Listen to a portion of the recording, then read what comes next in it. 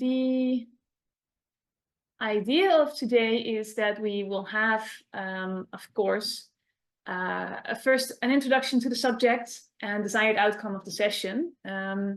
After that, we will continue more with the context of this workshop, because the workshop has been created within a project of the World Water Quality Alliance. So that will be explained further. The workshop is also a final part of this project. So there will be an explanation of case studies in Kenya and South Africa on data integration there. And then we will start the breakout rooms, because that's, of course, what it's all about. After introducing the main topics, we will be able to really start also gathering input from you and discussing it with you together. So the first working moment will really be about that. And then we have a short break, and then we can continue with an introduction to data analytics, which might give me good opportunities for water quality data integration analysis. We finalize with a much bigger working moment in the breakout room, which will be 45 minutes, where we can finalize some results that we can bring back together in the final moment. We can bring those and share it together, and hopefully fill in so-called shared statements that we would like to make together today. That's of course what we would like to do, is really work towards finding a way to share and integrate data on water quality, hopefully in the future worldwide, but we will see how far we get today. And then finally, we'll have some final remarks from some of the people in our team related to the results of the workshop and how we can go forward with this, together with you all, hopefully, but definitely as a team. So without further,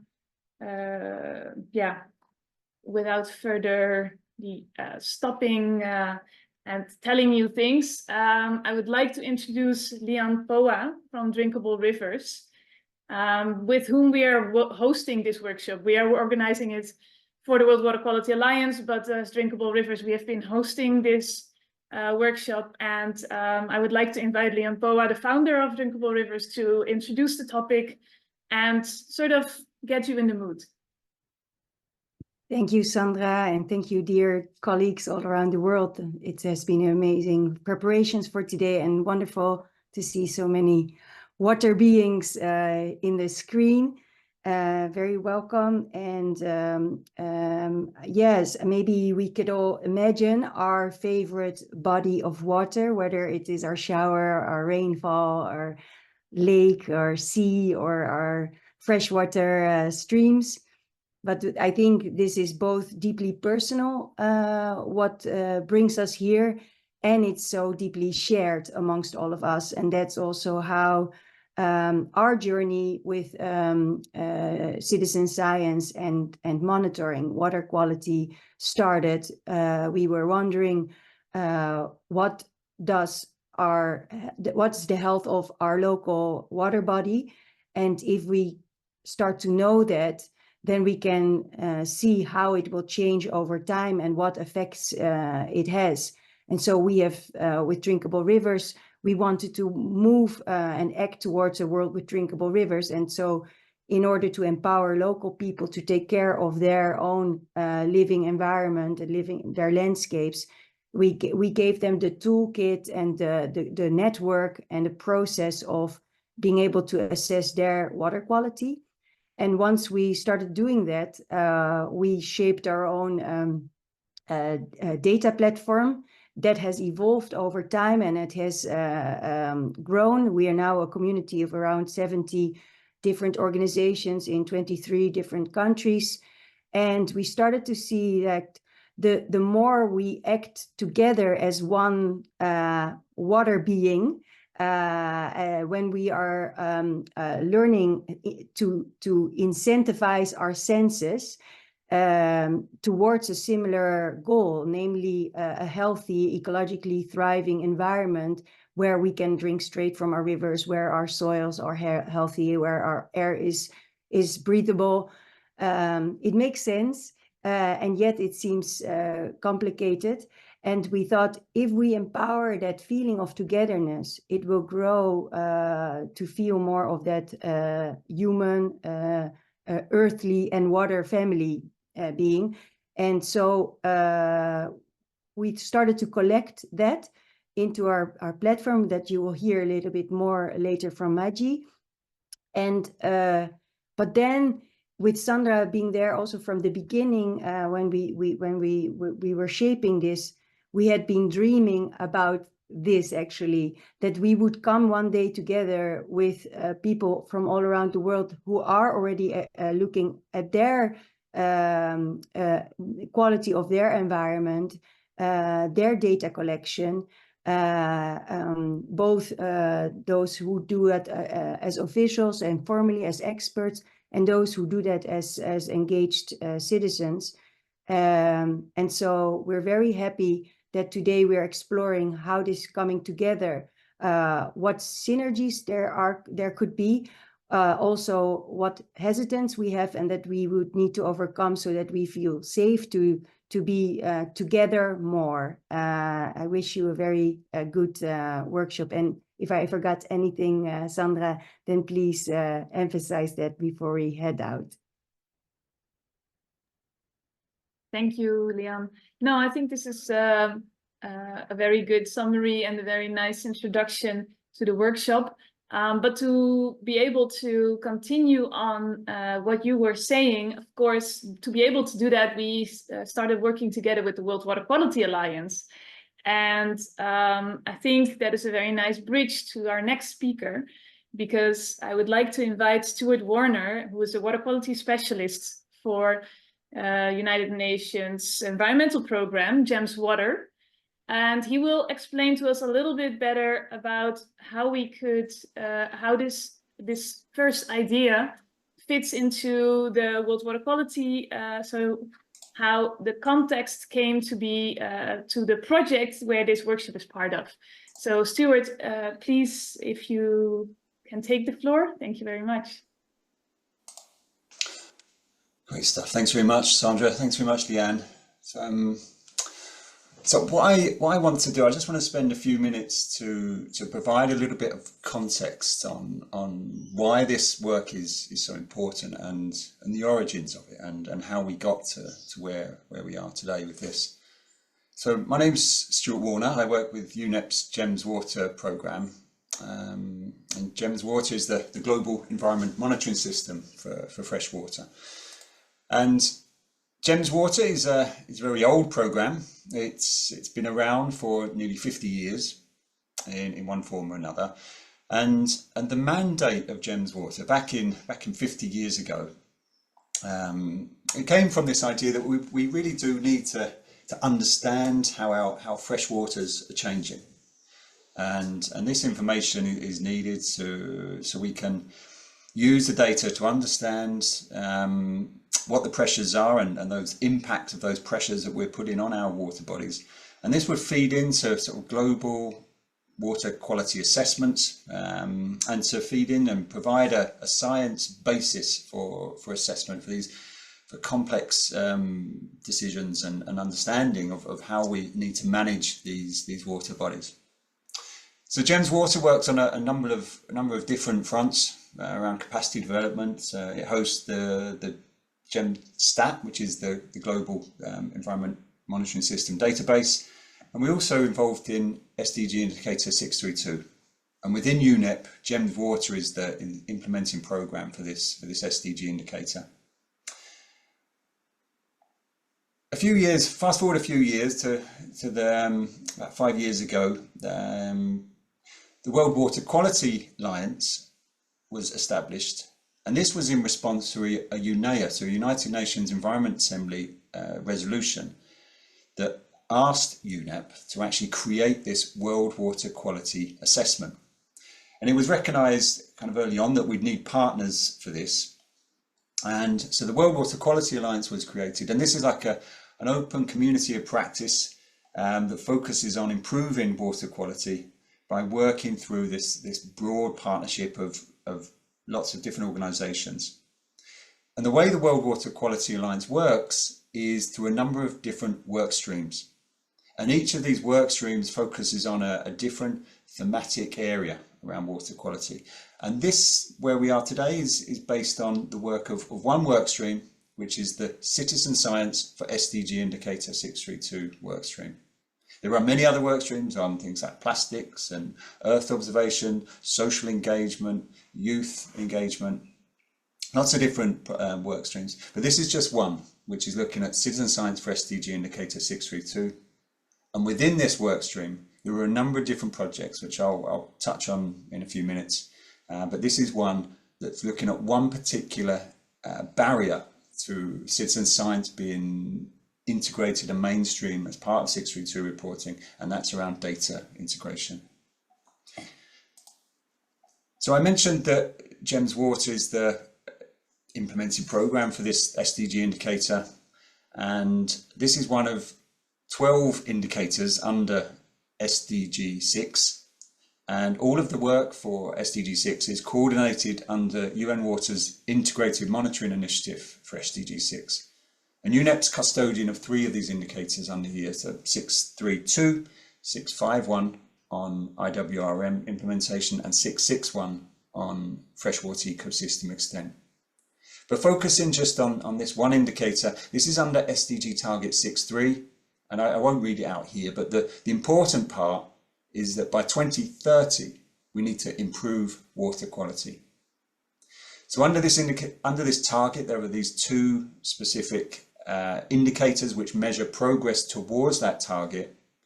And the way we work is that on a 3-year cycle, we in GEMS Water and all of the other different agencies who are working under SDG 6, they reach out to all of the member states and ask them to report on these different indicators. And the way that we work for this indicator on ambient water quality is that we ask countries to report on their water quality and to say what it is, but we also ask for lots of additional information about their monitoring programs. So we get information such as the number of water bodies they're reporting, the number of monitoring values, the target threshold values, and things like that. And this additional information gives us fantastic insight into how countries are actually monitoring their fresh waters and their capacity to do so. So we've just last week at Stockholm World Water Week, the latest progress report for this indicator was launched, and there's a link along here to that. You can find out more about that. But one of the key messages that came out of that is that it's that low-income countries are really struggling to be able to collect enough sufficient data to understand how their water bodies are changing. So this figure that I'm showing here, is on the axis up the y-axis, is the number of monitoring values. So these are the number of pH, nitrogen, phosphorus, conductivity measurements that countries are using. And they've been aggregated by the countries have been divided into GDP bins. So the column on the right represents the countries, the highest income countries, and here on the left are the lowest income countries. So the take-home message from this figure is that from over 2 million water quality measurements were used to report on this indicator in 2023, only 60,000 came from the lowest income half of the world. So there's a huge, big data gap. So this means that you really countries struggle to be able to understand how they're changing to all the multiple pressures that we're putting on our fresh waters. But where we do have good data, so in those higher income countries, this indicator is showing that water quality is degrading. So where we have data, we have this sort of slight downward trend. But where we don't have any data, we really just simply don't know what's happening to water quality.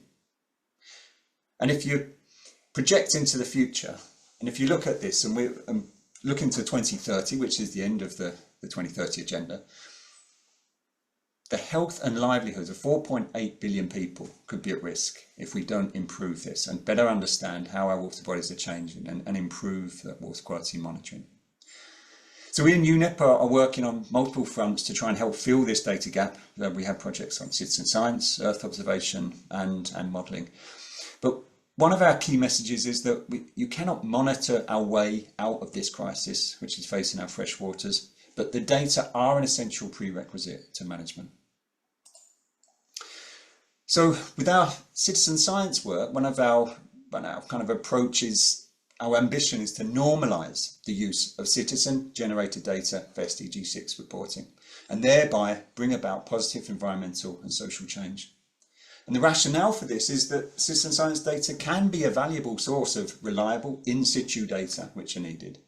But more importantly, this engagement between the national authority that reports on the SDGs and at the community level, it provides this connection and this pathway which is needed to improve and protect water quality. But there are several barriers for this around awareness of the approach, its acceptance. There are a number of technical issues and policy issues that need to be addressed.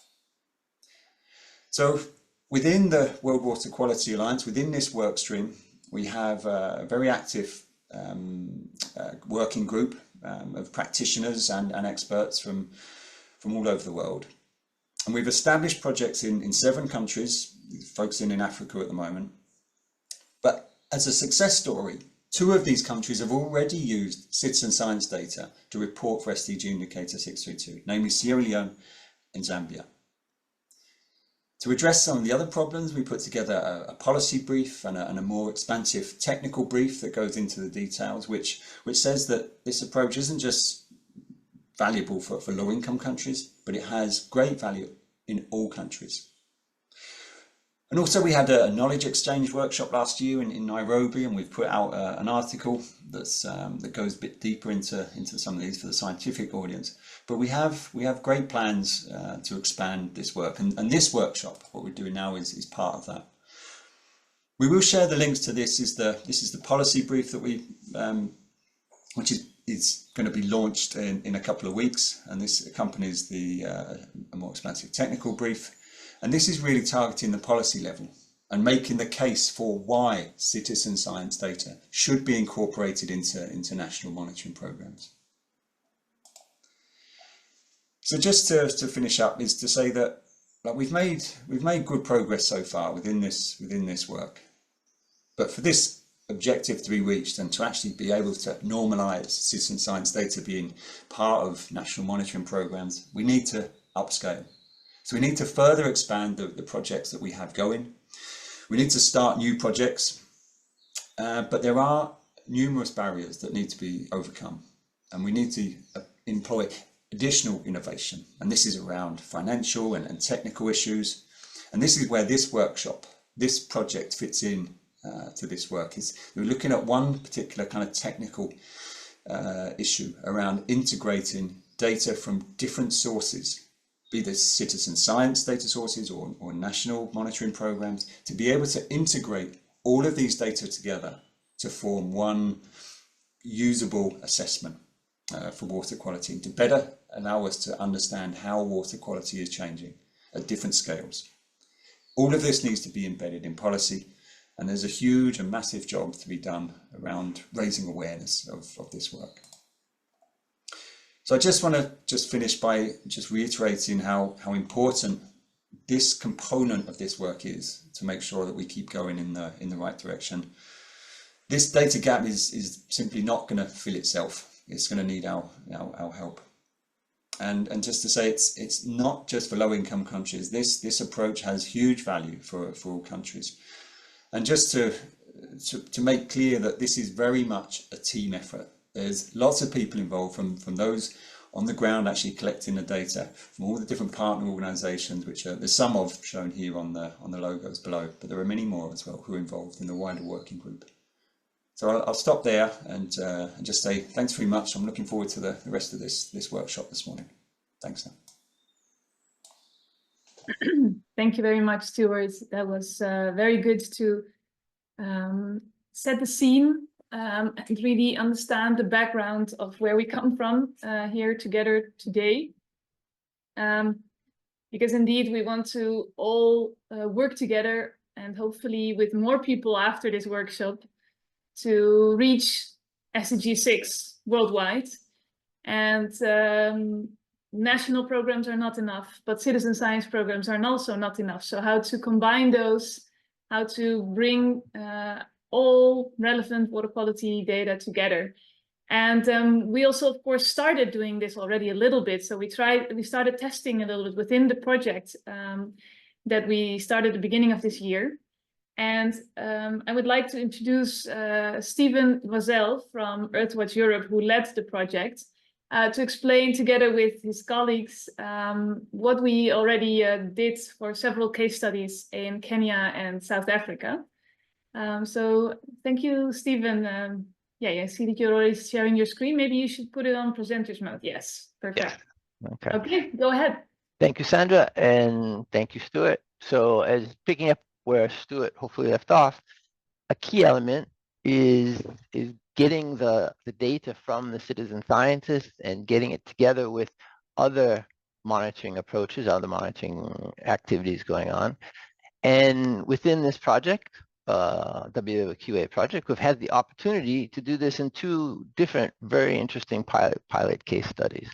So in many countries, there are multiple citizen science projects going on, and the challenge is that they often are living in silos. So through this project, we're trying to bring these citizen science projects together, make the data comparable and integratable, and find out how we can integrate that data to the national scale with the national water resource agencies and onward. So I'm going to introduce and run the slides for 2 very close colleagues. Nicholas from Ground Truth in South Africa will go first, followed by Anark from the Water Resource User Association in Kenya. And I'll be waiting for Nicholas's signal to go forward. All over to you, Nick. Thanks very much, Stephen, and thanks to everyone for joining us today. Very exciting to see so many people here, and thanks for the opportunity to Stephen and everyone for organizing. Yeah, so like Stephen said, South Africa was one of the case studies we were exploring as part of this project. There's a lot of citizen science going on in South Africa, a lot of excellent people doing some wonderful work, some of whom are on this call. So thanks to those of you in South Africa for partaking in this project and for doing the amazing work that you do. So yeah, I'm just going to go into a little bit of the challenges in South Africa and the some of the barriers that we have experienced, but also some of the successes that we've found along the way. So yeah, Stephen, next slide, please. Thank you.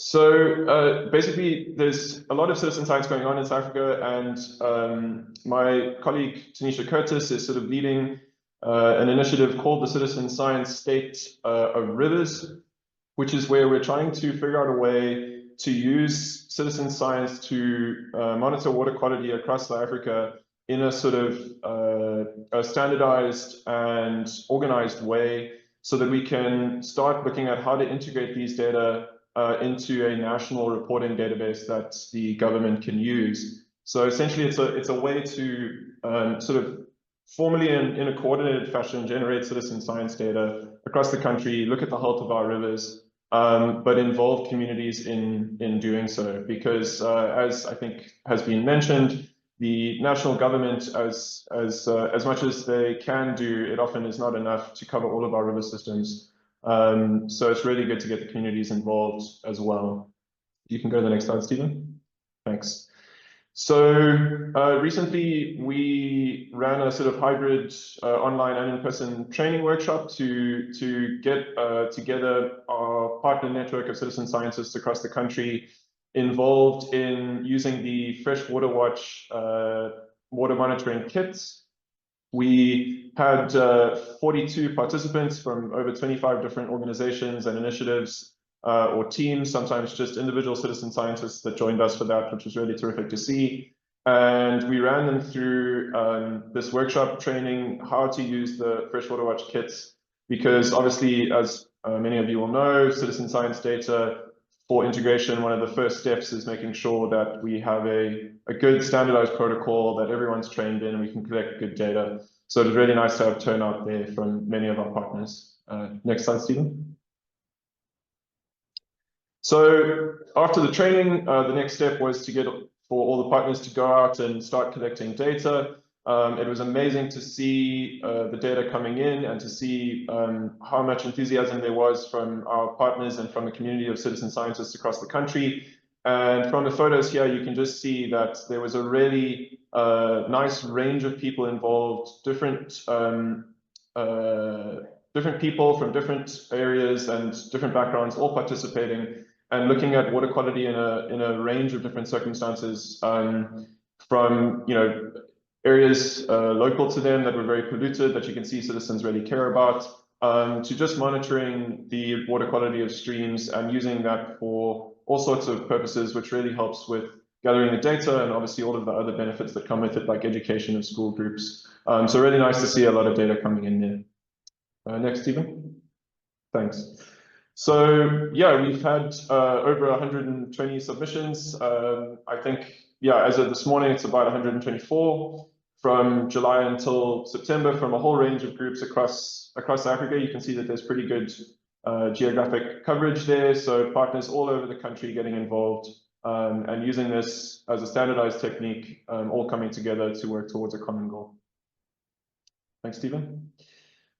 So just some of the results from the monitoring. Basically, we saw that there was this really nice spread of local land use across all of the monitoring. But you can see that a lot of the monitoring takes place in potentially in built up areas because that's close to where people live and it's easy to get involved. But also you can see that it's often going to be where people are seeing impacts of pollution that they want to be able to monitor and gather data on. So you see a nice spread here, but you do also see people getting into where there's forest and grassland to get some data from more natural areas as well. Thanks, Stephen. So then some of the key data that are collected during using the Freshwater Watch kits is the nitrate and phosphate, which really tells us a lot about nutrient enrichment. And South Africa has a huge challenge with wastewater in our rivers from both dysfunctional wastewater treatment works and from poorly functioning reticulation systems. So these data are really essential to capture, and it was good to see all of these coming in.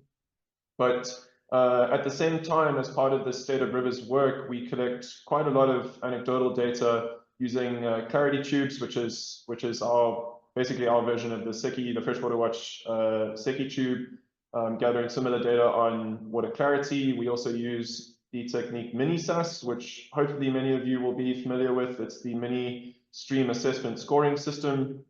It looks at aquatic macroinvertebrates in rivers, looks at river health and water quality based on those, and then a set of other chemical tests that the people were using. So a nice holistic way to gather a range of citizen science data to complement this Freshwater Watch data. Just to point out that at the same time that these teams were out there monitoring using the Freshwater Watch kits, a lot of people were simultaneously collecting MiniSAS data.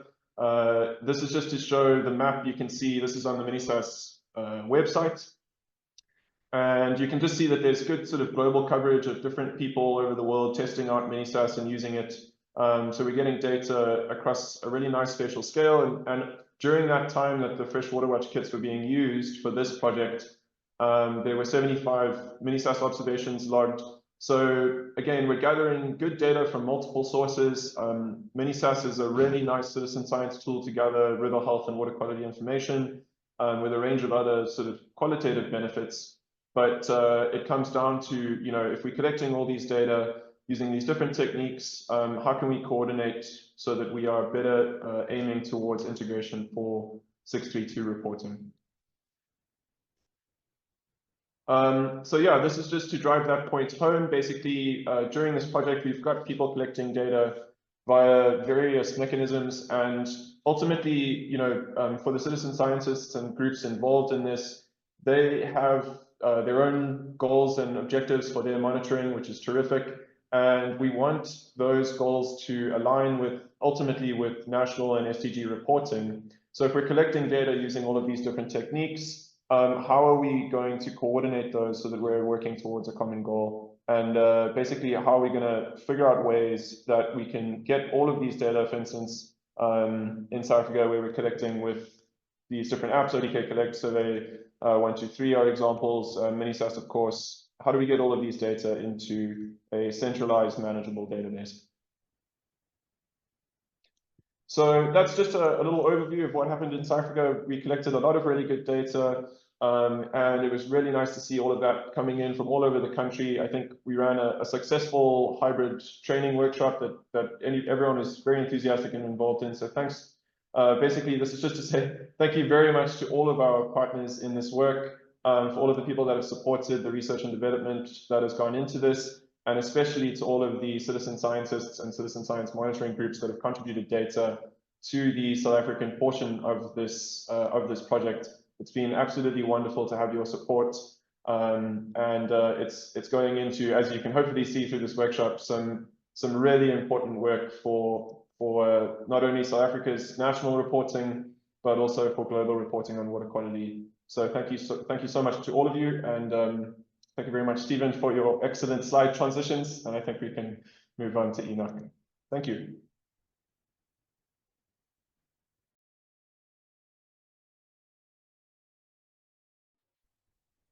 Okay, over to Enoch. Right, thank you, Steve. Good morning, everyone. My name is Enoch Kiminta. I'm the Executive Officer, Kenya National Water Resource Users Association. This is a premium umbrella body of 756 water resource users association working in the 6 basin areas in Kenya. So I'm just quickly going to share with you some of the achievements we have achieved as far as integrating data that has been lying in hard copy in various regions where the RUAs are collecting some of this data. Next, Steve. So our aim is really to try and integrate, or rather bring together some of this data the RUAs have been collecting since 2012. That is when we pretty much started utilizing the community enthusiasm in participating and getting involved in water resource monitoring. Therefore, in 2012, together with a number of development partners that were present at that time, we introduced citizen science to about 23 RUAs since 2012. And that data has never been integrated. It has been lying with the RUAs and with no one really having an interest to really bring that data forward for decision making and policy influence. So we have created a sort of a centralized data platform through an Excel sheet, whereby we have collected all that data of about 40, slightly above 40 RUAs, so that that data is in a central place and can be utilized for decision making. Also, we also have created a site-specific app. We also have an app that we have created that the RUAs can use to install or rather to upload some of those data they are collecting through a mobile application. Also, the data that we are collecting, we are using to resolve issues and also to see how can duty bearers better account for proper management, conservation, and protection of our fresh water sources. Also, the data we have collected so far, we have really used to really lobby for better policies, better financing of freshwater conservation.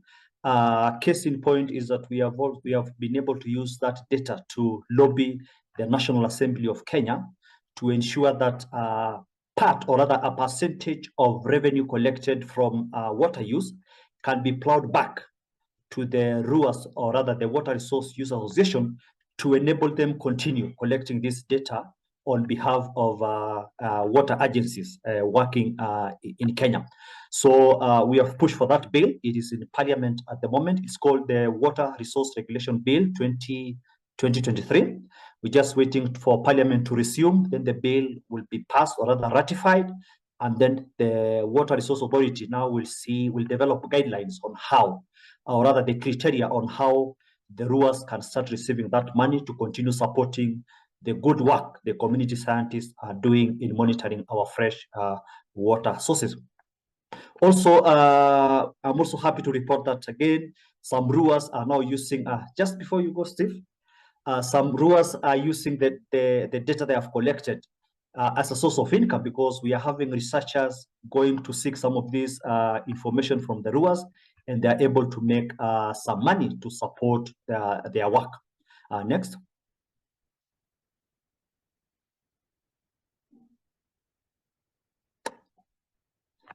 Yeah, so so far for the pilot study, we have involved 46 RUAS. Initially, there are some RUAS that are being supported by WWF Kenya in 2 basin areas, that is Rift Valley and Ewaso North Basin area. They're just about to start.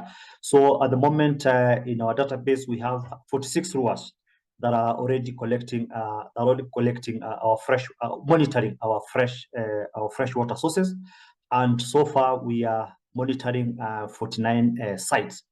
And as I said, this initiative started in 2012, and now we have data that we can present, we can make use of it, collected from 2019 to present, and the RUAS are continuing to collect. So the map on the right is just to showcase some of the key sites that the data is, the RUAS are monitoring our water resources. Next.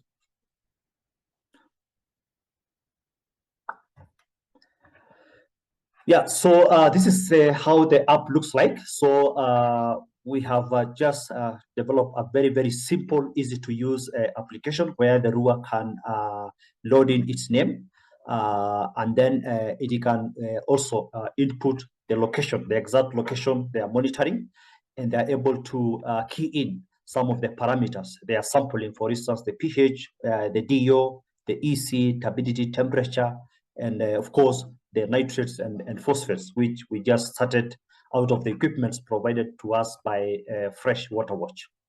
Next. Yeah, so this is now how the analyzed data will look like in terms of quality control.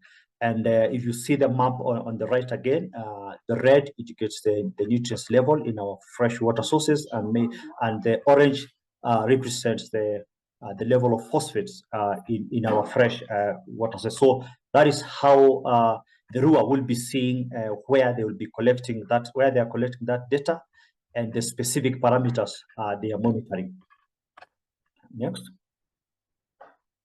So in terms of data quality control and data consulting, this is just to demonstrate to you how the data has been collected over time, and the level of, say, for instance, turbidity in terms of our river's clarity, in terms of sedimentation and siltation that is happening in our rivers. Next. Yeah, so in terms of our next step, we are looking at integrating the Water Resource Authority and the RUA's data that we are collecting to feed into SDG 6.3 reporting. We are also trying to consider hydrological conditions in terms of how can we also monitor water quality in our fresh water sources, because we have so much concentrated on the quality, leaving out the quantity. So we need to see how we can start considering the hydrological conditions of our fresh water. And then also we want to bring together community and RUA data. There are community organizations that are also collecting this data. For instance, there are community groups like Greencom who are monitoring Nairobi River. The Ruas are also doing their own monitoring. So we need to bring together this data, these community groups, so that we are able, all of us, to work together and be able to achieve our goal, which is improve water quality in Kenya. Next. So it goes without really appreciating some of the partners we are working with here in Kenya. The government of Kenya, the ministry is very, very much supportive of involving communities in citizen science monitoring, water quality, WWF Kenya, and of course the Water Resource Authority, who are now supporting RUAS pretty much to continue collecting this data. Thank you very much. Asanteni sana.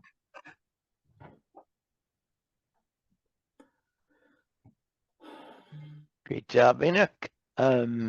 So as you can see from these two case studies, there's lots of progress going on, even though this project only essentially began at the beginning of the year. There's been some significant progress, and we're really starting to show how different citizen science and community generated data can come together. And I'm really happy because we've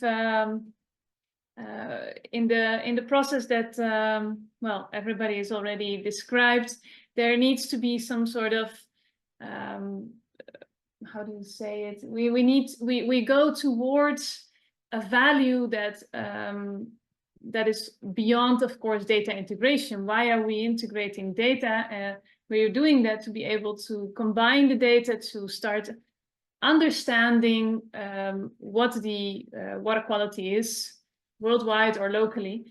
And I think it would be very nice, therefore, to discuss a little bit what the opportunities are for actually processing that data once we bring it together. And that is why we invited Mai Echeveste from Nucleo to explain to us a little bit about the possibilities and the opportunities that lie there. We are ourselves working together with Nucleo, which is actually we as Drinkable Rivers. And the Drinkable Rivers Foundation has been able to work together with Nucleo to build the data platform that they are using, so that actually all the different citizen scientists that join the Drinkable Rivers Citizen Science Program have been using. And now these the ideas that Leon opened the workshop with to work towards are also actually something that we have been dreaming together with our partner Nucleo. So we are very curious because they're our technical counterpart, you could say. We're very hopeful that they can explain a little bit better what these opportunities actually could be, and how we could work together to do that together as a, I don't know, a global cooperation towards good ambient water quality worldwide. So without further ado, Mai Echeveste, client strategy at Nucleo, can you please take the space and share your screen to, I don't know, get us into this topic a little bit more. Of course. Thank you so much, Sandra, first of all, for the introduction. I'm really, really pleased to be here with you all. To be honest, I think we've heard like really interesting things, and also that resonates a little bit with the goal that we can all have as a community. As Sandra was saying, from Nucleo, we were collaborating with Drinkable Rivers to develop the data platform where data citizens can upload all the measurements and upload everything that is being done in different communities. And I'm also happy to be part of that community since almost 1 year, and to be also taking part of this bigger project. First of all, I wanted to start off with all that was being said by Stuart, with which I think it was really interesting, especially about how can data help us go through all these challenges that we are facing currently. So even though we're talking about quality, water quality, and all these bigger and broader objectives, the word data and the word data analysis and the word integrations and all these challenges that lie around all these subjects were constantly being said. And I think that it's it can be a challenge and also an opportunity when we know how to use it. So in order to do this, because I think the opportunities are very big. For example, what you can see here, identifying patterns and trends in water quality over time. How good would it be if we could know in 3 years time what the quality of a water body was going to be, and if we could take preventive action in order to try to keep that healthy. Also to predict potential risks or performance of different monitoring sources. And overall, I would say is how do we get this data to help us with our different objectives. So what I wanted to share with you is a little flow that I think is easy to understand and is really good to have in mind, because here I can see different entities and we all have our different missions, but at the end of the day, we can collaborate and be part of a bigger thing too, at the same time as we do what we do. So starting with data collection, it's really important. I think it's been also resonating, the part that, as we can see, we have different data inputs, which can be government agencies, we can be even private organizations, it can also be citizen science, or even like environmental sensors that are already working there. So how can we try to take all that as an opportunity and take it further in this flow into integration? And I know that this sounds beautiful, but then we will talk about different integration challenges.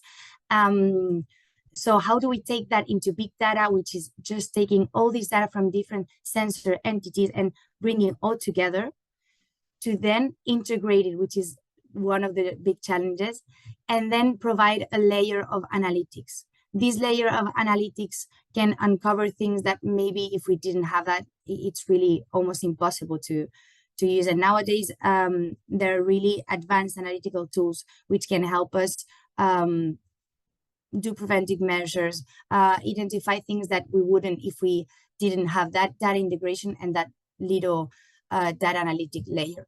On top of that, something that we have been doing a lot lately is also taking all these insights that we have from data analytics and taking it a small step further into actionable recommendations, and not just actionable recommendations, but even real-time actionable recommendations that we can use to then take informed actions. And informed actions can help us have an impact in policies, can help us have an impact in how healthy our river is right now and how healthy we wanted to, as a community, bring it to in 3-4 years time. So right now we will step into each of these boxes so we can have a little deep dive in each of those. So why more data means better insights? Of course, there's synergies between all of us, even though we may not be measuring the same things, they're always correlated, and we can also find ways to correlate them. And what we can see in data analytics, which comes a little bit later, is that many times we often see that what we wouldn't say that is correlated at the end of the day is correlated. That's why this first part is important to take into account, that there's no data that is not going to be for use. And if not, the data analytics will tell us so. Then if we go to the challenges, here are laid down the challenges that we most commonly see, but I've also heard in the last breakout room words like we need verification, we need standardization, we have language barriers, which was one of those that I hadn't heard before. Even there's problems with maybe definitions of how we should measure, how we shouldn't measure. But what we usually see are those that are laid down here, which is mainly data inconsistencies, which is very normal. Everyone has their data formats, units, even in this case, entry methods. That those all lead to inconsistencies when we try to integrate from different companies, sources, entities, countries, etc. Then, of course, there's duplicate records. What if there's an entity and another entity that are both measuring the same river? And we can see that it's a little bit different. Then the standardization and the fact that we all talk a common language here is one of the biggest challenges and one of the first things that we need to do in this flow that we were seeing. Then, of course, there's missing data. For the missing data, what we commonly use is AI or artificial intelligence or data analytics to try to figure out what that missing data can be, even if we ponder it down a little bit, knowing that this was not a manual data entry. Another thing that we commonly use, and often when we work with different entities, is interoperability issues, which is if we're integrating data from different systems all over the world, and maybe the standards are different, maybe the protocols are different, and this requires significant effort to ensure that the integration is seamless. The third thing that is really applying in this case when we talk about big data is scalability. So the more and more data that we have to be very conscious of having all that governance set up front. So we don't find ourselves in 5 years saying, oh, I wish we had defined this protocol, or I wish that we had defined this other thing, because in terms of water quality, this is a must. So taking into account that scalability, even if we don't have it right now, because, for example, for me that I am a data citizen, and if my goal is just encouraging the community to be more present, to be more conscious about the quality of the water bodies, maybe I don't have that much into account what this data entry that I was putting, what effect could it have in the broader picture. But if we have all those protocols, and if we are of a bigger platform, we can actually be prepared for all of that. And then the last one that we usually see is metadata mismatch, which is basically the understanding and the proper use of the data, that we all agree on what do we want to do with all these data. Then I wanted to deep dive on the advantages of data analytics. I'm sure, because I've been hearing that we all know or have been one of those users. But what we typically see, and not only in this case, but in different companies and industries, is building predictive models, which is one of the biggest advantages of trying to know the state of a water body before we actually get to a point where we wish we had known this information before. And what predictive models can do at this moment is really mind-blowing. So I think it's really a beneficial part. Then data completion, which was one of the points I was mentioning before, which is just trying to fill all the gaps in these data sets. Also remember something that Steve said about having a lot of data from some countries and maybe little data from other countries. So this is really important in terms of, in order to take good and informed decisions, to try to have all these data compilation. And then the correlation analysis, which I was talking about before, knowing how different factors can actually affect water quality. And then one of the last steps is AI. AI can help us in so many ways. Here I brought 3, which are, the first one is about insights. Since AI and all these models can process data and process information so quickly, they identify patterns and they can give us real information as we are taking decision now. and taking also into account all the data analytics that comes before that. Then in terms of automation, it can also help to flag potential risks. Maybe we were doing so many things that we did not know that there was a sensor that we should be putting, and maybe our AI model can tell us in 3 years you're gonna be glad that you put this sensor here. And then what I was saying about taking real-time decisions.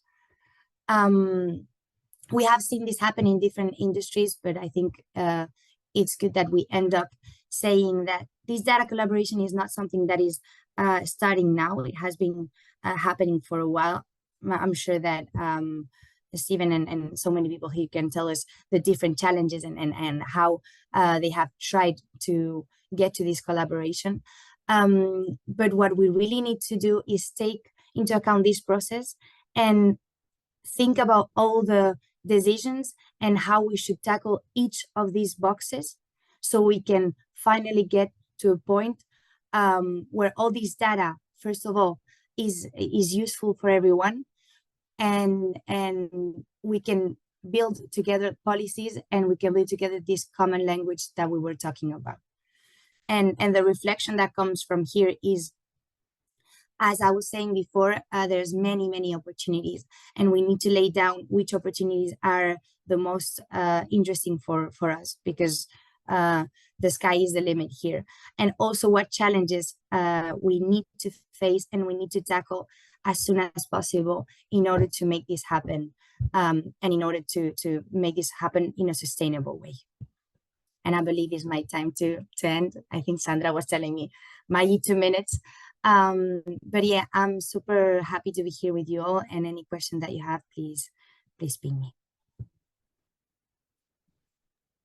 It would be nice if we could try and start to explain to each other what we've been finding in the different breakout sessions. Now, I know this is hard. These type of discussions are very short for now. It's always just to keep in mind, this is the first of hopefully more towards a process of doing this more globally and together with everybody. And these discussions that Stuart and Lesja were in now, I think that's part of it.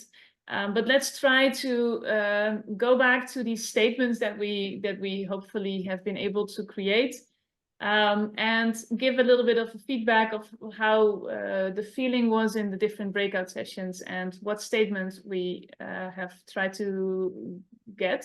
Now, it could be that you're not completely finished, but then give us at least the start of the statement, or as far as you've gotten.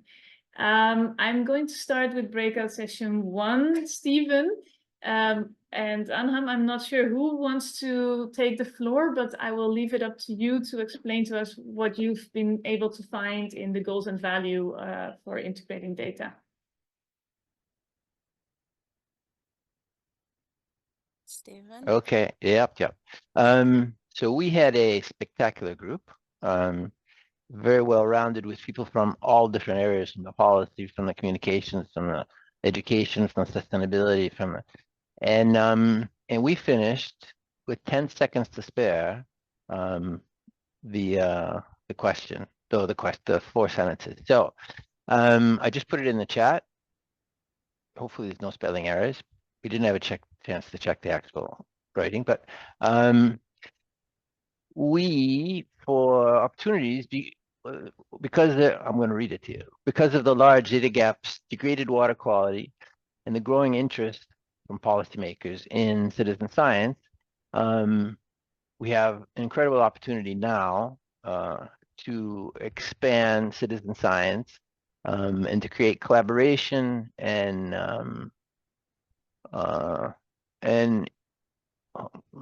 okay, I must have killed some of the words on this, but create collaboration and improved monitoring through community participation. This will improve the understanding of the environment, improve water quality, involve the public in addressing their issues, empowering communities, and co-creating within a range of stakeholders towards a shared goal. We will work towards an integrated data platform which would accept all data of acceptable quality and well documented. We will work towards strengthening collaboration and trust between all stakeholders, meaning enriched isn't here, but the quintuple helix, which is now a sextuple helix of stakeholders, including trust in the data quality. That way, showing that there is a common shared need for data integration through a global network of actors. So try to top that, anybody. I think it's quite an impressive long sentence that we might need to break up at some point. But I'm very impressed that you've been able to manage to do this all in the short time that we had. Again, for everybody, you might this is the sentence that we created. It's the summary of the session, but we of course will also keep all the other results and try to give a good overview of that. But thank you very much, Stephen. I'm very curious now what breakout session 2 that has been able to create that was related to building trust, which is of course a very important part for being able to share data. So Camille, go ahead. Super. I will just share the screen of the Miro board quickly. We haven't been able to create a sentence, so then you know where we got stuck. We haven't been able to identify the resources. But just to give you like a brief overview on what we came up with regarding the status quo, the opportunity, aspirations, and actions, it was also really nice to have some perspectives from around the globe.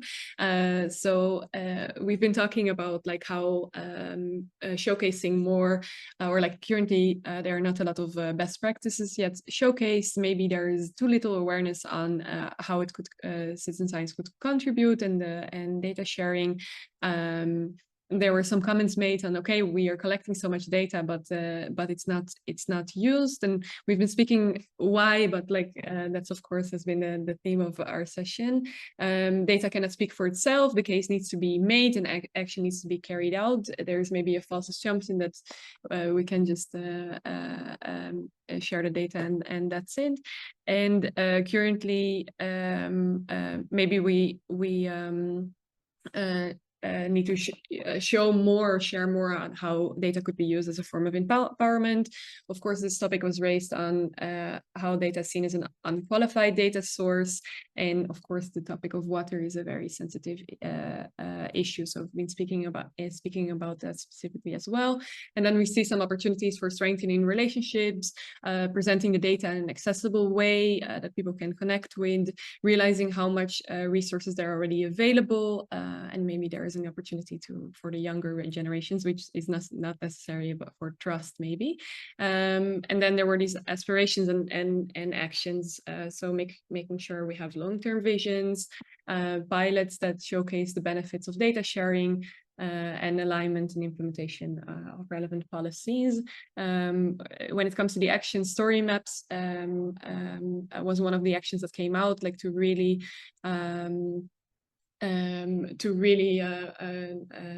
use like advanced visualization and storytelling techniques. Maybe we can have better communication frameworks in place, how data is used, how it's implemented, celebrating successes, communicating best practices. And then there was this conversation that we ended up with on this code of conduct, which I think with that discussion is not done yet. And these questions were raised on how can we have sensitivity from case to case, and how can we still be inclusive. So I think there's still a lot of organization that needs to be done there, but I think we have some information there that we can create a beautiful statement from later on.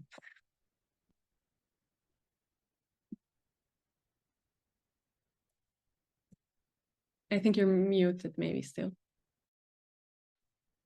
Yes, sorry. Thank you very much, Camille. I completely understand that you've not been able to form the full sentence yet. Probably we can make a big start of the sentence with all the work you've been doing. So we will finalize that in the coming days. Let me see. Then I think I have to pull myself to the floor because I was moderating the third breakout session. I have had a very, very good group where we really had a hard time having it, putting out all the difficult challenges that are there to create structures and to upscale these data integration possibilities that we have worldwide. I see now that there are still some of us working in the Miro while I'm talking, so the work isn't finished yet. But we have been able to create a sort of a summary that might change after other input is given. But for now, the sentence that I have gotten out of all the input received, I will put it in the chat as well and then read it with you. It's a little bit less long than the one from Stephen, but it definitely doesn't capture everything in the discussion yet. Let me go through it with you a little bit, because there is a need to know, so there misses a word, to know what the data quality is and where the pollution comes from to become actionable, which results into improved environmental health, access to safe water. We will work towards learning from existing good practices globally and locally, enhance levels of activity related to metadata, validation, data security, and so on, and enhance performance of international organizations. For this, we need flexible database structures, capacity building, support to data collectors, and political trust. Now, everybody that was in my session, please comment on this as much as you want in the Miro board. It will stay open the whole day. And if you feel that there's something very relevant missing still, then we are not finished yet, but this is the first result. I think I'm quite satisfied with this, this summary, but of course we need to see if we really, if this is capturing what we had. But I think for now, this is the best summary I can give to you. Then we have the final group. I'm not sure, but I think Stuart, should I give the room to you, or is Nick going to do the explanation? Nick, yeah, I'll just say a few words. I'll hand over to Nick to do the summary statement, but just say we were very lucky because we definitely had the best group, which made everything very easy, and we got through everything very, very quickly. So we ended up with a statement, but just I think it's important to say that all of the great ideas that were collected couldn't make it into the final statement. So there's lots of really good ideas in there that came through, and we couldn't get them all in. But as you said, Sandra, all this will be captured and some will still be used as we go through all this process. So I'll hand over to you, Nick, if you want to do your bit. Thanks very much. Great stuff. Yeah, sure. Our working group, as Stuart has correctly pointed out, was easily the best. So that was terrific. And we didn't quite manage to come to a final statement together, but hopefully our group will be able to see that I have put together something that I was taking notes while everyone was talking. So I'll just read that out. So again, we are going to workshop this a little bit, but because there are data gaps in space and time, but a large community of practice and international interest, which results in insufficient information and inadequate use of the existing citizen science frameworks, we will work towards using citizen science data and innovative technologies to work towards integrated data reporting. And for this, we need credible, fair, open data in a usable database that is ready for governments for SDG reporting. So a little bit wordy and could definitely do with some workshopping, but like Sandra says, the Miro boards are going to remain open. So it'd be great to have people continue to contribute to that so that we can come to something that everyone has agreed on. But yeah, a lot of really good input from our session, and I think that there was a lot of agreement on where the priorities lie in terms of creating integrated data for SDG reporting, or for national reporting for that matter as well. So yeah, really thanks to everyone for your contributions. Okay, thank you very much, Nick. Could you also put it in the chat just for everybody to be able to read through it yeah, will do. while we continue the session?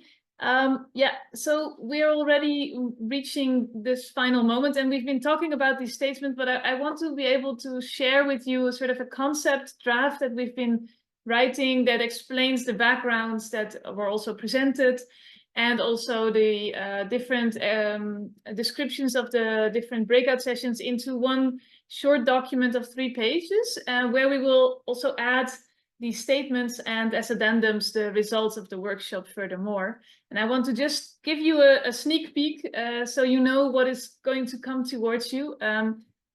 Also, in case that you are all wondering, everything will be shared afterwards as much as possible. And I just want to be able to share with you this, this shared statement that we will be able to hopefully finalize together with all of you. And as you can see now, this is the document. In principle, the first page really just explains for the need, the background, the World Water Quality Alliance goals, and how this project came to be. Then the second page explains the different breakout sessions and what the main question was. And the third would then showcase the different statements. And as you can see, they're all unfilled now, and we will then slowly start filling them up in the coming days,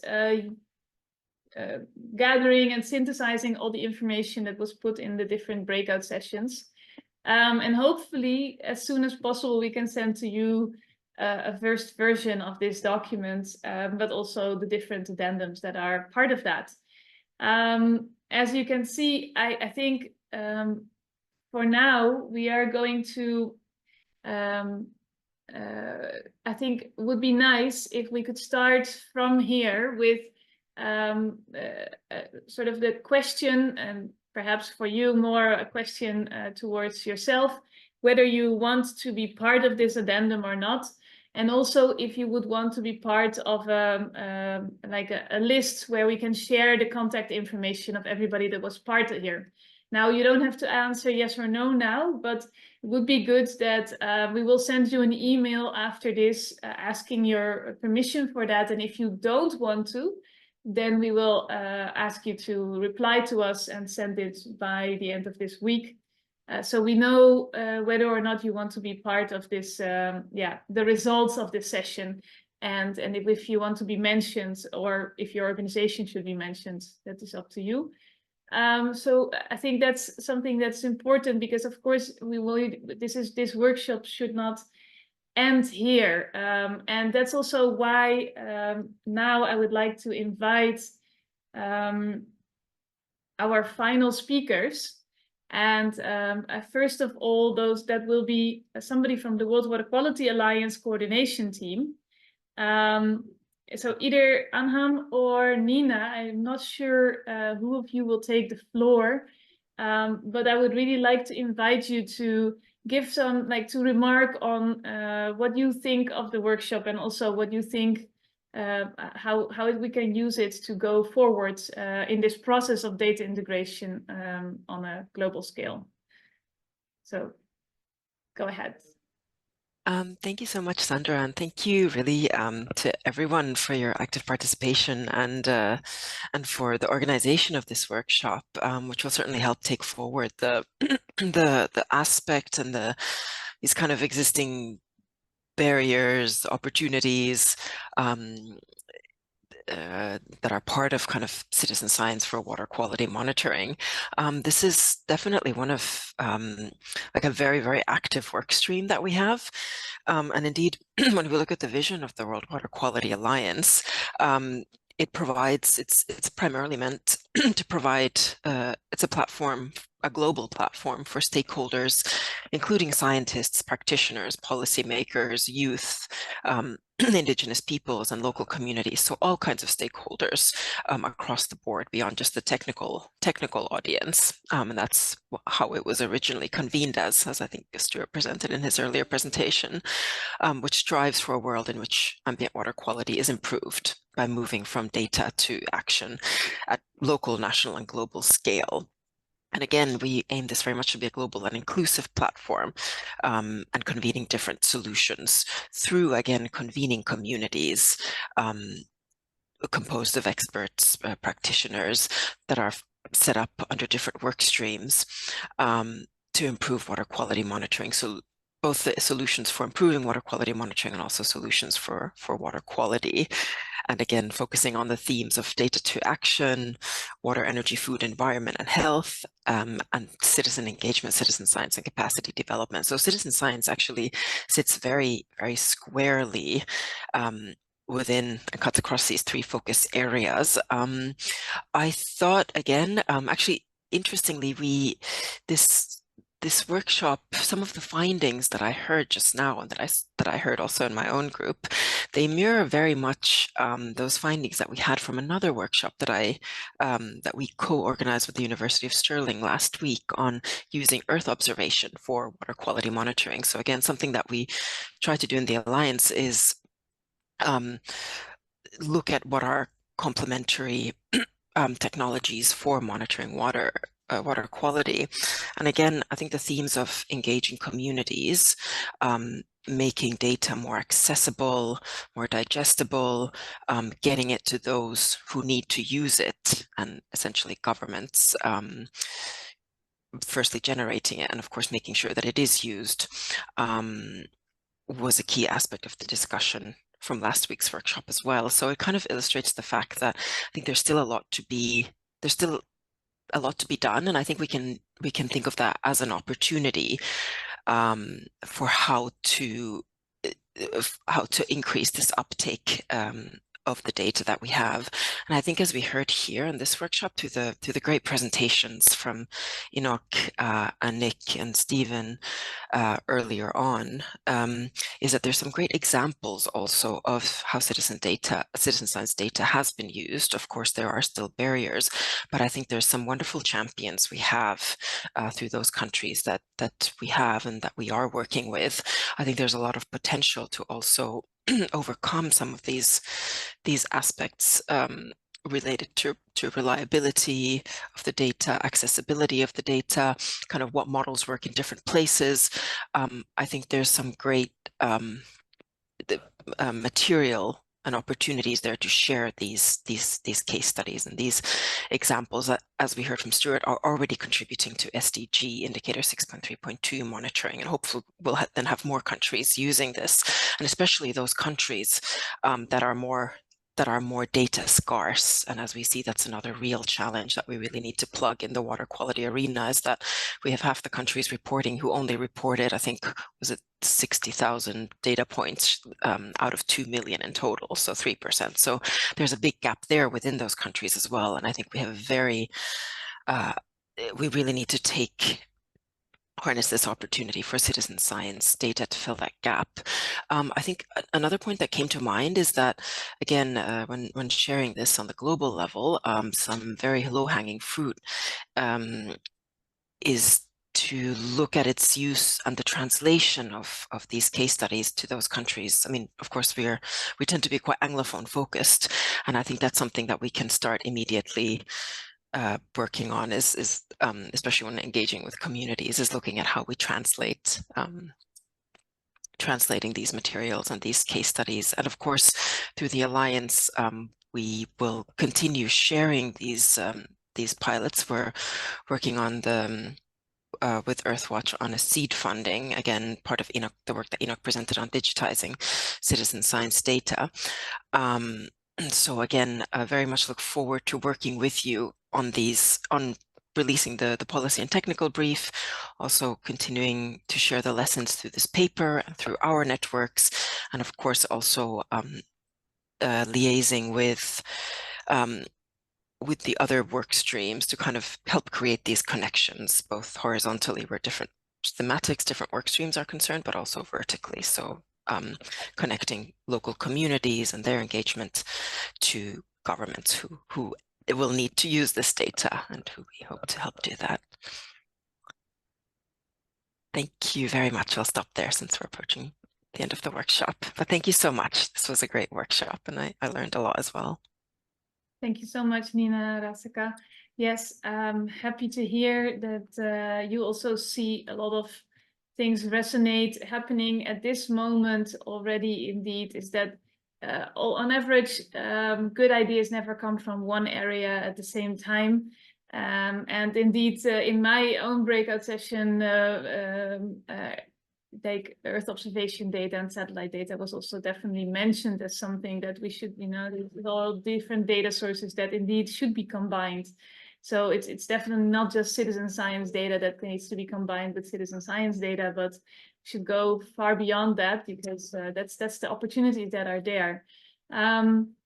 I think that for now, I would like to finalize our workshop by closing the circle again and asking our founder from Drinkable Rivers, Lian Poa, to add to these remarks from Nina and see how we can go forward in all these different discussion points that we've done, because as we know, some things we already knew, but it's good to be able to agree on, and other things we need to really see how can we make it actionable and how can we really do this together. And I'm very curious what Lian has learned from this workshop and how she sees that we perhaps could do that together. Yeah, thank you. And I think we embodied it coming together. So everyone, thanks for all the threads. In a way, we are like all these different sources around the world, like every of our actions and how when we're using water and wherever, it is a source in how the water quality will look like with all our actions everywhere around the world.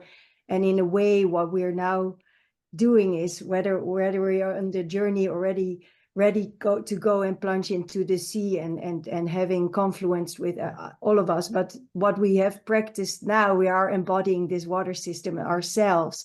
And what I've really noticed that the momentum with the increased interest, with the data gap, with the degrading water quality, and the feeling of the opportunity and the need for collaboration and sharing, and seeing that the common why, the shared value, is so much more important, like the beautiful remark that Enoch, I think, made, that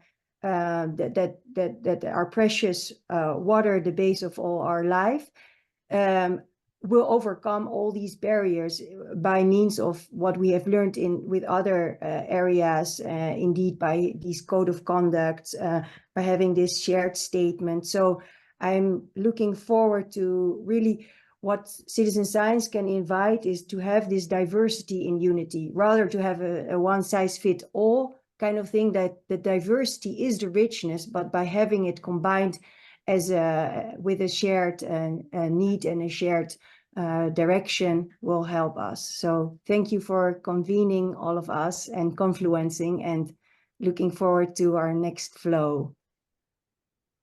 Thank you very much, Lian. I'm very curious to see also what Stuart and Stephen perhaps have as a final remark. I understood that they might like to say something as well, so I'll give the floor to you. Yeah, thanks, Sandra. Thanks, and thanks to everyone for joining and making this such a successful workshop. Just from the GEMS Water side, from the UNEP GEMS Water side, and looking after SDG Indicator 632, this data gap is real. And it's not going to fill itself. That's for sure. And as I mentioned at the top of this, the monitoring data is only just one aspect of this. It's making sure that those data are used and they actually serve to protect and restore water bodies. I think that's probably the trickier bit. But as Earth observation was mentioned, modeled data is another option that helps to fill this data gap. No one solution is the one. Ultimately, we need in situ monitoring from national authorities. We can help to fill that data gap with citizen science data, Earth observation data, and model data as well. But it's really bringing those all together, which is where the real power lies. But out of those three different approaches, it's only the citizen science approach that also, as well as filling the data gap, offers this pathway to actually restore the water quality and to protect it. Because it creates that connection between the national authority and those on the ground who are most impacted by the poor water quality, but they're also best placed to protect and restore it as well. So that's why we've put so much work and effort into this over the last few years. And it's mentioned in our group, it's really growing. And it's the reason it's growing is because it works. So we're doing all we can, and it's great to see so many people are interested in this to make sure we can make this work. So thanks to everyone from our side. Thanks very much. Thank you, Stuart. Stephen, please go ahead. Yes, very quickly, I just wanted to thank Sandra, Camille, and Roshana for doing such a brilliant job of setting this up and getting us to be using instruments that some of us are have difficulty using. But anyway, it all worked wonderfully. Thank you very much. And I think the participants should give a hand to themselves, because it was very powerful. Our working group even Nick may have a different opinion, but our group was incredible. But I think the lessons and discussion that we've spoken about today, that we've worked on today, can be extrapolated into all the different groups that are going on across Africa, across Europe, across North and South America and Asia. There's lots of citizen science that will benefit from participating and joining this kind of informational highway that we've created. So just want to say thank you, and there's going to be positive repercussions from all this. So thank you for your hard work.